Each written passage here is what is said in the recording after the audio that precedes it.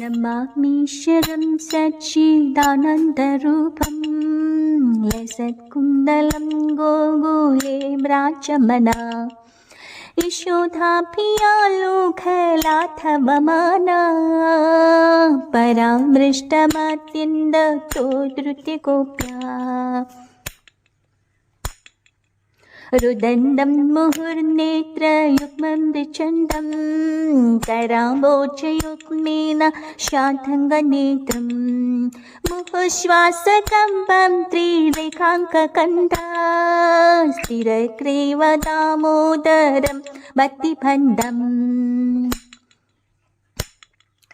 इति विक्सिल्लाभिरानन्दकुण्डे सुकोशं निमज्जन्तवाक्यापयन्तं तदीयेषु गजेषु भक्तिचित्तं पुनः प्रेमतस्तं शतावृत्तिवन्दे वरं देवमोक्षं न मोक्षावधिं वा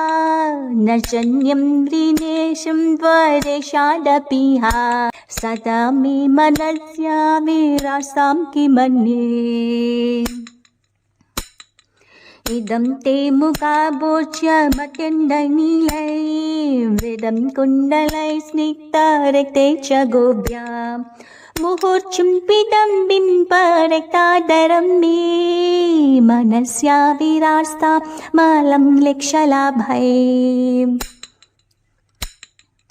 नमो देव दामोदरानन्द विष्णु प्रसीद प्रभो दुःखजलाग्निमग्नं कृपादृष्टिवृष्ट्यादिदिनं वदानो गृहे नेक्षमामज्ञ मेदक्षिदृश्या कुबेरात्मजौ बन्धमुतेव त्वया मोचितौ भक्ति वाचौ कृतौ च तथा प्रेम भक्तिं सकामे प्रयच्छ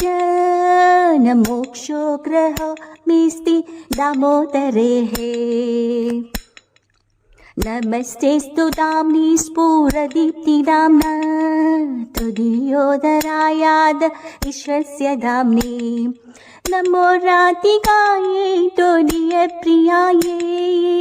नमो नन्दलीलाय देवाय तुभ्याम् नमो राधिकायै त्वदीयप्रियायै नमो नन्दलीलाय देवाय तुभ्याम् नमामीश्वरं सच्चिदानन्दरूपा लसत्कुण्डलं गोकुले व्राजमना यशोदाभियालोकलाटवमाना परामृष्टमत्यन्ततो धृत्य गोप्या।